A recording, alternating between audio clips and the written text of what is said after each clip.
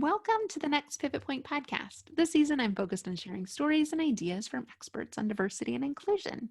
In this episode, I'm going to discuss diversity and inclusion with my expert guest, Todd Shickel. Todd is Vice President of Business Development at Element Financial. He's focused on business development and building partnerships by connecting good people with good people. And he's always willing to learn. Todd and I connected earlier this summer and shared a bit of his ally journey. And together, we want to leave you with some actionable tips to think about and discuss with your organization. We're going to share this information with you because inclusive leadership is a journey. It requires bravery and courage, and you do not have to do it alone. At Next Pivot Point, I believe we're stronger together. We are one. So let's meet Todd. Todd, welcome to the show. Hi, Julie. Hey, thanks for having me today. It's a pleasure to be here. Awesome. Well, tell our listeners, you're an executive, you're white, you are a man, definitely come to the conversation on diversity, equity, inclusion with your own privileges, which we've talked very candidly about. And I appreciate all of your warm vulnerability on this topic and commitment to allyship. Tell us, how did your ally journey get started? What sparked an interest in this work for you? Sure. Well, I think there's a couple things we have to think about here. If I look back in my total history as a person, as a child at age 10, I had a couple of Black friends that I was allowed to go and spend the night at their house and be part of their family. And so as I've evaluated my life, I've always kind of stood by the mantra that I'm not a racist, okay? And that's great. I mean, that's one important piece for sure, but I don't believe that's the journey we're talking about here. And so to be quite frank, my journey started out really from a perspective of my company I work for, Elements Financial, a credit union based here in Indianapolis. But in January, I actually was participating in a program that is offered to our employee base by an organization called True You. And you actually happened to be on the panel that day. But I think the discussion with you and the panel was very interesting. But afterwards, I was sitting at the meeting table with our VP of mortgages, and then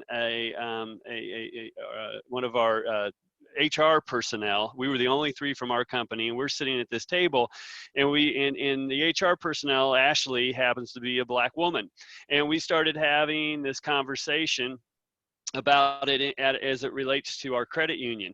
And at that point, the other VP, Julie Bowering, so here we have a white woman, a Black woman, and a 54-year-old white man that start this conversation. And it was very interesting. And what Julie and I agreed is that we wanted to support Ashley in trying to help get some type of diversity and inclusion program going at Elements Financial. So we met later, about a month later, and so we're talking through this with Ashley, and Ashley's a young professional. She's married to a Black man, and they're probably right around the low 30s, maybe 32 to 35 years old. So much younger than me, but their experience is quite different. And she made it clear that she's exhausted by her efforts over time of trying to get people aware of diversity and inclusion. So in that conversation, there were two things that really made the light bulb go off for me. First of all, she told a story of her husband and the second date that they had, and he picked her up and they were driving, and he suddenly realized he didn't have his driver's license with him. And he was so scared. She said he won't, even to this day, he won't go 5 miles an hour over the speed limit for fear of being pulled over and what that result might be. And I thought to myself, I'm like, wow, are you serious? That really day to day he has to deal with this? And on his second date with a woman he's trying to impress, he pulls over, gets out of of the car and makes her drive because he's not going to drive without a driver's license, and then makes her take him home, and the date is over because he was so upset. And I thought to myself, well, yeah, maybe as a young teenager driving around out in the country, drinking beers, I was scared of running into the police and avoided them. But day to day, when I get up and go to the grocery store, to the doctor's office, or drive into work, I have no concerns about the police. Not And at all so the that same experience, right? When you compare notes. no, absolutely. And so that was very eye-opening to me. And then the second thing she said in that meeting that stood out to this day, and this meeting took place in February of 2020, and it was that she was exhausted by her efforts with these programs, and she's tired of Black people having to promote this. This is the white person's problem. And so I felt at that time I was very, open to it. And that helped me realize, this isn't about the fact whether as an individual I am racist or not. It's more about as a society actually admitting that systemic racism exists, white privilege exists, and, we don't have to be ashamed of those things, but what can we do to evolve and be better and change some of that. So that's really where my journey started, was early this year, Julie. Yeah.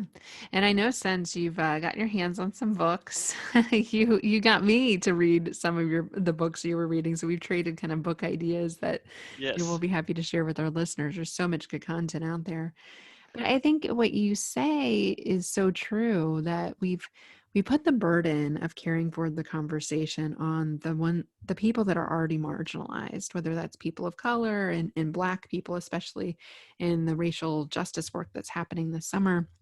But also women historically have had to address women's quote unquote issues in the workplace. And it's like, we didn't create these problems. Why are we the ones trying to solve them? And are we even in positions of power and influence that we can solve for these problems? Because inevitably, we have to usually come to a decision maker for resourcing for these initiatives, and it's usually a white man. So it's always so puzzling for me when that happens. Like, wait, are we really helping solve the problem here? Or are we just doing it lip service? And I think that's part of the conversation for the minority groups that's just exhausting. It's like, I'm exhausted of having to continue to talk about this. It's not going forward. It's not changing.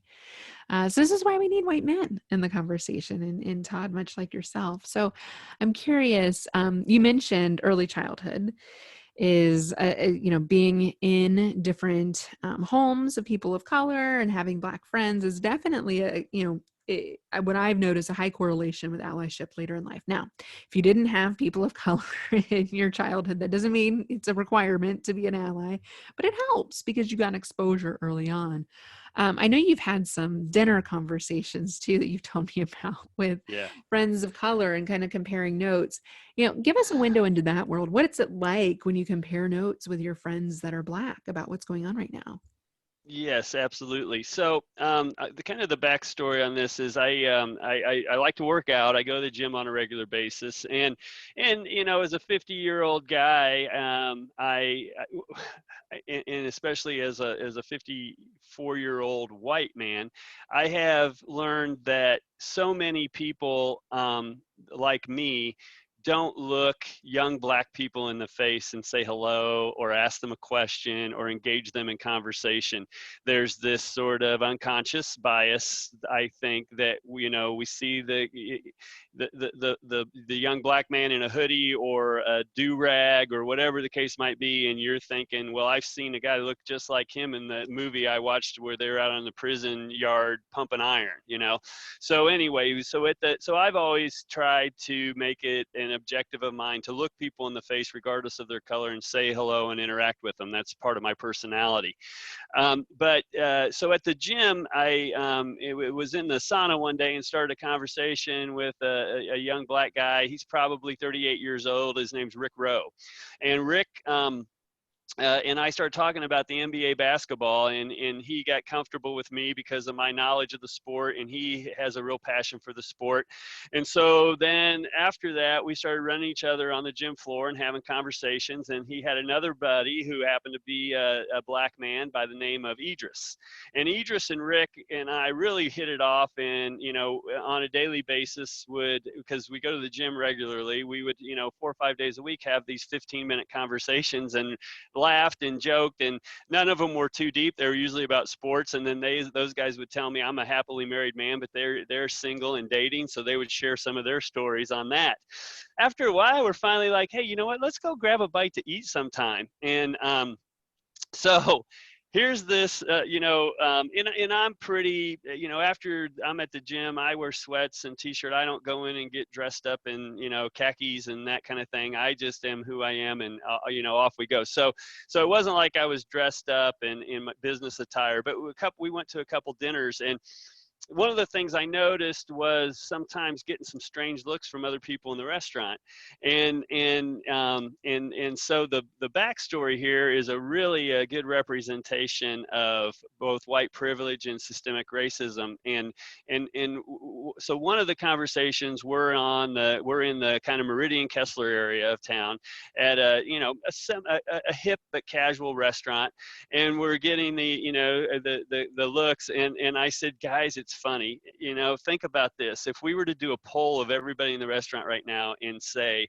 who at this table of these three men has the most education and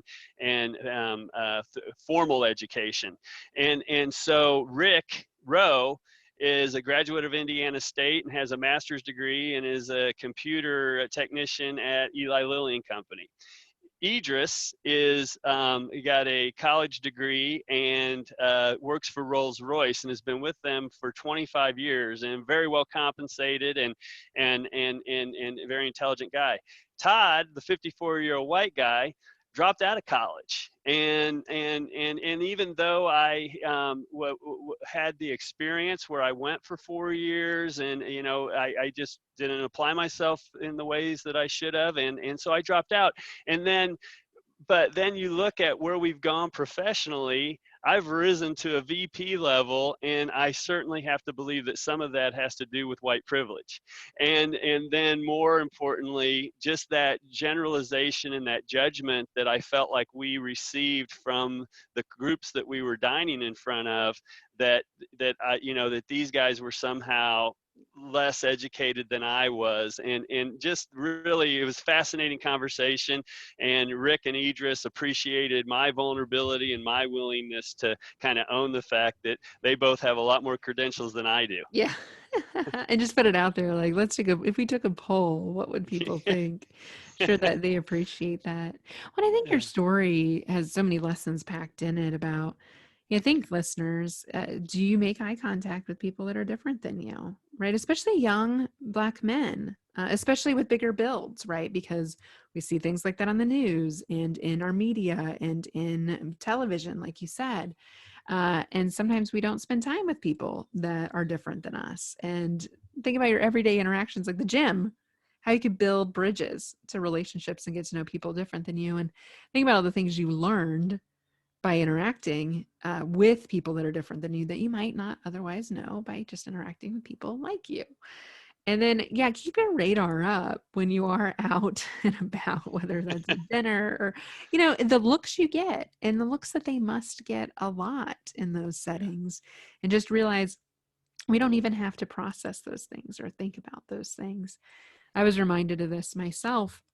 I invited a friend over who is white, who has a biracial boyfriend, and he, it was late in the day for dinner, and I said, "Hey, I'm around back on my screened-in porch. Just meet me. Come in, let yourself in the house, and meet me on the back porch for dinner." And they did, but they walked around the house to meet me, and that wasn't my intention for them to let themselves in the front of the house and come through, but they walked around the house. So we're eating dinner, having a casual conversation afterwards. It took a couple hours, and he finally says, Hey, Julie, by the way, when you invite a person of color, a black man over to your house, don't ask him to come to the back of the house in a white neighborhood. And I was like, what? I was so embarrassed, right? I think my face turned bright red. And I said, oh, I didn't mean it that way. And I found myself defending and recoiling. And then I was like, this is an opportunity to be better. Yeah. It's an opportunity to learn. And he didn't say it in a shameful way, that it just, my white fragility kicked in. And I'm like, no, Yes. I'm inclusive. I know these things. But it just goes to show you, I don't have to think about walking in someone's backyard. No, It's not no. something I think about at all. And I didn't think it'd be a problem for him either. And it wasn't that day. But he told me not too many years ago that he was arrested for that. And so this is real. This is the reality of the world that we're in, that there is white privilege, that the things that we don't have to think about, others do have to think about. And I think once you collect enough stories like that, it's real, it exists, and that we all have to do our part in solving this problem. Yeah, Julie, that I would say that that's very interesting as you share that experience. Here's someone who's highly engaged in the D&I industry, and in your case, it was completely an innocent Right. oversight, and but initially you had those feelings of a little bit of guilt, like, oh no, I'm inclusive, I'm an Mm-hmm. ally. But then you came to the realization that no, this is a learning opportunity for me too. Maybe I haven't checked every Right. single box. And so I think that's a beautiful part of the story, is none of us have to feel guilty about any of our history or what we're conditioned to think or unconsciously behave. It's the commitment to trying to improve step by step and get better. And I say that too, as a journey, not a destination. I'm still learning, but there's still discomfort in the learning process. Like, I thought I was better than this. Thought I had this figured out. And so, yeah, Yeah. white guilt is a big thing and a very annoying thing, apparently, also for people of color that I've talked to. But I'm Yes. processing my own white guilt as I'm reading so many anti-racism books right now, too. So just knowing how to internalize that, process that, and like every time it's like, "Yep, this is a chance to get better." And that's what I tell myself. So listeners, it's okay if you screw up along the way. Always own it, and always take it as an opportunity to get better. So this brings me to my second question, Todd. Being a white man and a VP in your title, having access to systems of privilege, and being so engaged, I know, as you are in this work, and in supporting diversity. One thing that I get a lot of is, especially when I talk with white male executives, that usually 80% of any leadership team is. So by default, I'm usually pretty good at guessing, is it a white man? Mhm. Uh, and I'm a firm believer we absolutely need the white man involved in this conversation for us to move forward. We haven't gotten far without white men engaged. But white men will tell me they're scared. They're scared. I ask them to be on the podcast, like, suddenly they disappear. I don't hear from them. They don't know what to say or do. And then when I share that with women, people of color, those in marginalized groups, they're like, what? Why would they be afraid? We're the ones experiencing the violence, the discrimination. So help listeners understand, what's that all about? Why does that fear exist? That is really an interesting thing to talk about and think about. I believe that they have become so comfortable, white men in leadership roles, of being the go-to person for decisions and the expertise. And what you ask me about a business model and a new program that we want to implement in our company, man, I am confident and secure in answering that. But today, I think part of it is the fear comes from the ignorance, for lack of a better word, the ignorance of what is going on in the world. I mean, think about it. Here I am, 54 years old, and it was just January of this year that the light bulbs started going off for me. I was just comfortable with the fact that I'm not a racist, okay, and not as much focused on the systemic problem. And it's always easy to just sort of dismiss it. Well, now there is no more dismissing it for these leaders. They have to address it, and quite frankly, I think they're scared because because they don't have the answers and because they don't have the background that's needed. And then, so who do we look to for that support? Well, is this another HR hat that they wear? Is this we've got to identify and create a role that focuses specifically on this? So I think it's that ignorance, not, fear. I don't know if that's the right word. I think it's ignorance because they're so used to having all the answers. And now in this topic, they don't have the answers. So it's important that they start to identify resources that help them, and then start their own journey. You don't start the journey as a company until you start the journey as an individual. And I refer to I think some of the sports teams have done a decent job of trying to get some out front recognition, but Chris Ballard, the general manager for the Indianapolis Colts, early stages of in the heat of the George Floyd murder and the days after that, did a Zoom meeting where he discussed about the 3 L's, and it's listen, learn, and then lead by example. And so that's so often what we're not used to doing. We're all amazed by these stories we're hearing from people of color because we've never listened before. And now they've got our ear. And so you hear person after person, professional athlete after professional athlete, coworker after coworker. Almost every person of color you talk to has experienced some type of run-in with the police, or being, having a disadvantage in society because of systemic racism. And so, so that's the listen part. Learn, you got to start doing some education for yourself. There's podcasts out there. This podcast, little promotion there for you, Julie. But there's other podcasts out there. I listened to a 14-episode podcast called Seeing White, and that did a really nice job of framing systemic racism and the birth of it back in the 1600s. How race is not a biological thing. It doesn't exist. Biologically, we're all the same. Race was created by man, and it kind of looks and sounds like by white man. And so you listen, learn, and then lead by example.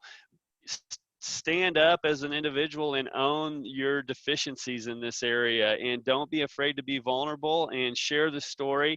And when other business leaders see people like them, in this case, other white men, being able to be vulnerable, I think that's going to take away some of that quote unquote fear, or help them get past that ignorance. So the 3 L's, I think, is a formula to start with, and get your journey going.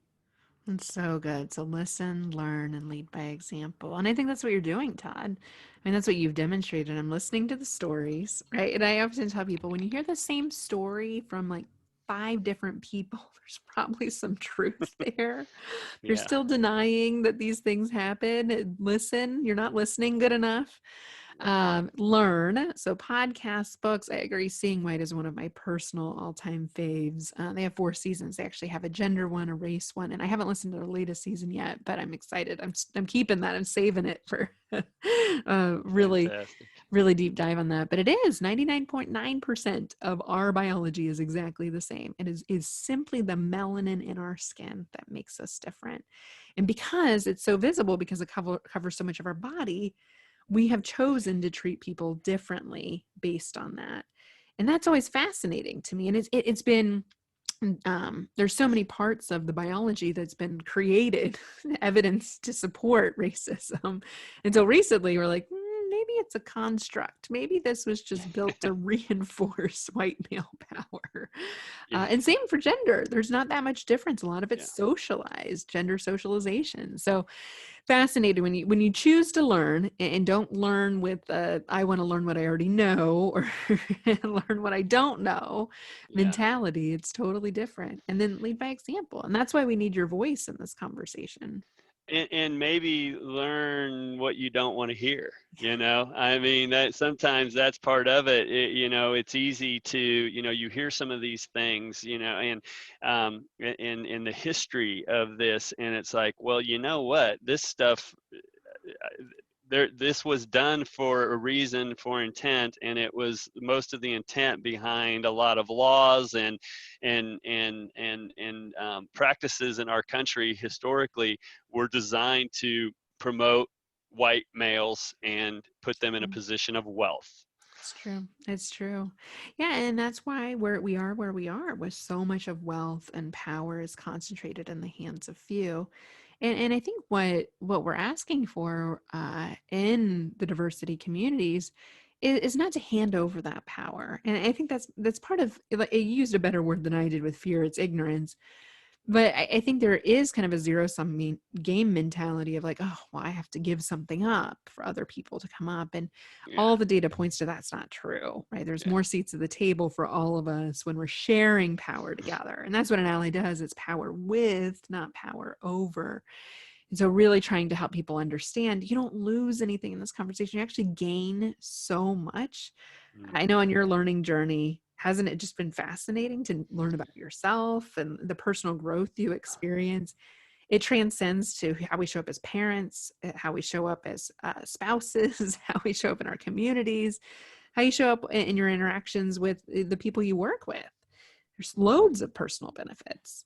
Yeah, well, one of the things that I've really enjoyed too is the appreciation that my Black colleagues have for my approach and my willingness to be Yeah. vulnerable and to learn, and not just, hey, we want to show you support because of what happened to George Floyd. No, I'm not going to support you. To support you by. I'm not going to support you by patting you in the back and saying, "Oh, this is terrible." I'm going to support you by listening to what you have to say, getting a full understanding for it, learning, and then leading by example. Yeah. And that is, but that appreciation, genuine appreciation, is what gives them hope. Because, I think so many times historically we've been a white men and white women, Yeah, in for some sure. cases, have been comfortable with, well, you know what? Trayvon, he got shot because he had a gun, or he was resisting arrest, or he was doing. We've always had an excuse. But when we saw those four cops stand on the neck of George Floyd and murder him, we no longer had that excuse anymore. And No. so I think that, I think that George Floyd's going to go down in history, that story, as a real turning point.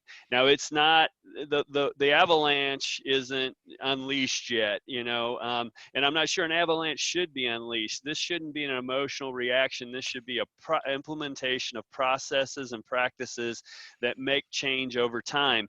But we can no longer, as a white community, sit back and say, oh, well, that guy had a gun. Why is he resisting arrest? He shouldn't be resisting arrest. Well, maybe he's resisting arrest because his cousin got Right. arrested for something 2 weeks ago and never came out of the jail because he was murdered.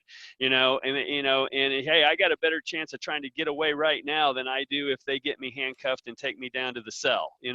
I don't know what's going through their mind when they resist arrest, but we can no longer, as a white community, use that as an excuse or an acceptance for the murder of Black citizens. Yeah. Yeah. So good. So good to understand, to put yourself in that empathetic position, understand why, and to dispel those excuses that we've used over time to justify bad behavior. Those days are over. And Yes. we're unlearning some of that. I wish there was an avalanche, but it's probably based on history. The change comes slow, social change, especially change Yeah. power structures, systemic issues are embedded in systems on purpose because it's hard to change.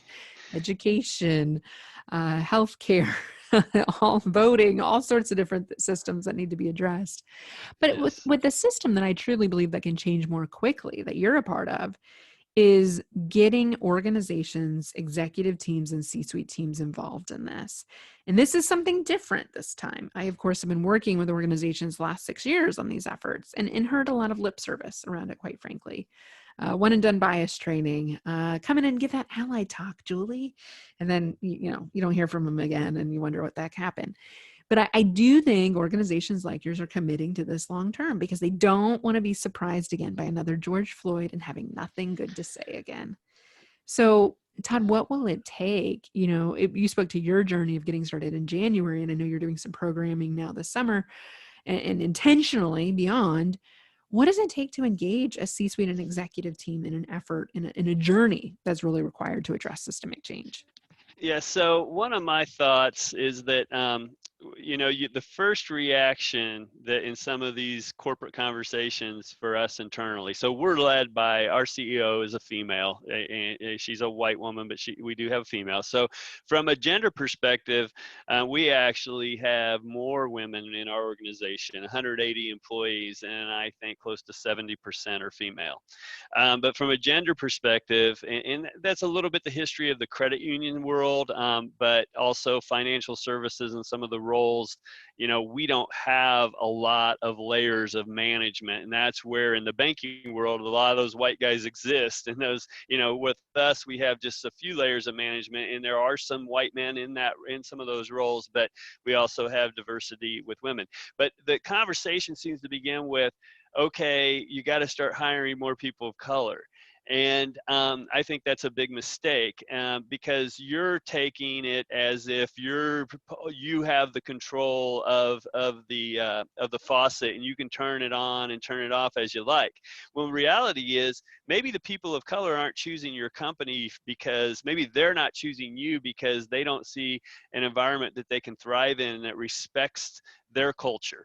And so I think that what we're trying to do as an organization is step one isn't to go hire more people of color. Step one is to create an environment that is attractive to people of color so that they start to choose you. And then, of course, we like referrals from coworkers. So yes, are you going to refer a person just because they're a person of color, or are you going to refer a person because you think they're the best one for the job? Well, I think the answer could be both. Let's refer both of those people and let them sit at the interview desk and compete and see who is best for the job. And then also the more and the reason I say you do go ahead and just refer some people based on color, because in that interview process, I think the interviewer needs to be learning as well. So ask questions that help that person understand, or help you understand what that person's thinking about your organization. So you really have to be able to accept the fact that, hey, maybe we haven't created the best environment here, but I always tell people, I talk to a lot of young people, mentoring them or networking with them when they're trying to find a job. I tell them no interview is a bad interview. Even if the company isn't exactly who you want to be with, going through that practice of asking those questions.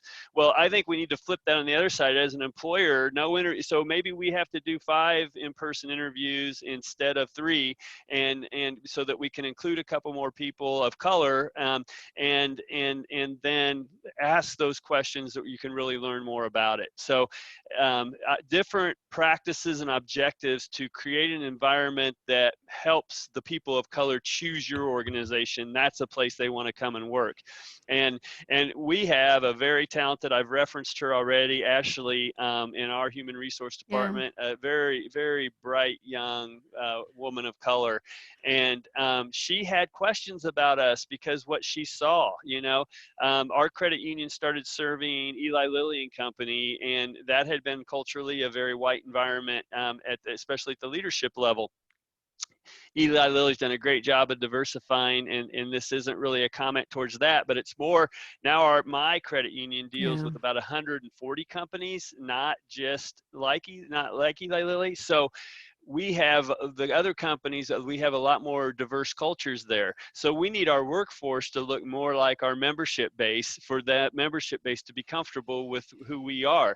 And so those are some things that, it can be part of your business strategy as well. This Yeah. isn't just a cultural change. You might become not only more appealing to other people looking for jobs as an organization, but you might become more appealing to a customer base that Right. wants to utilize you because you have people that look and act like them working for your organization.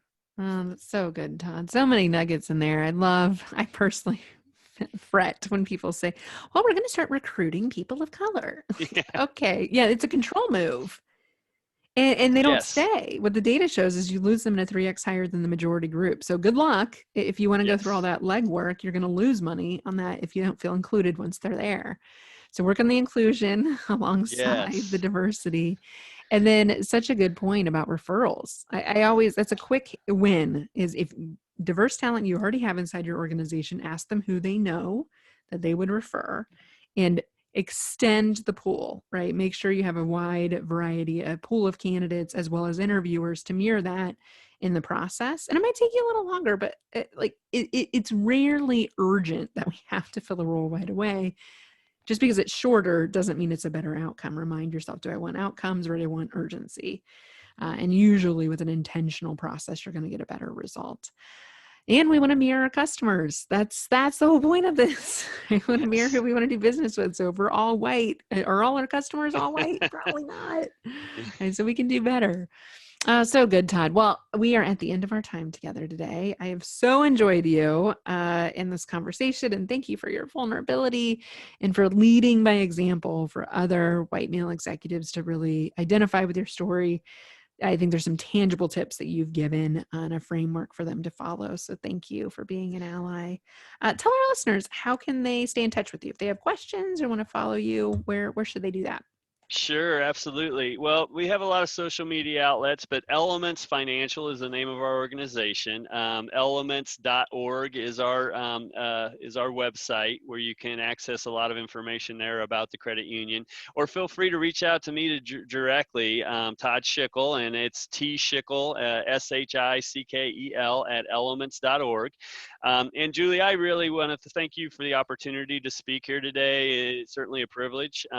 And I really like and appreciate the work you're doing. I like you as a person, and you played a small role in launching my journey, and you didn't even realize it. I didn't know that. I love hearing stories like that. With the True You event back in January. So thank you for that. And again, it's very much a privilege and an honor to be part of this conversation. Thank you. Thanks for being with us. Thank you so much for listening to this episode. Who do you know that needs to hear this message? Hit the share button and you can connect with Todd and I on LinkedIn. For me, simply search Julie Kratz, Kratz. I post there daily. You can find us and share this episode anywhere you get podcasts, and every review helps others, allies find us. I host this podcast because I believe we are stronger together. We are one.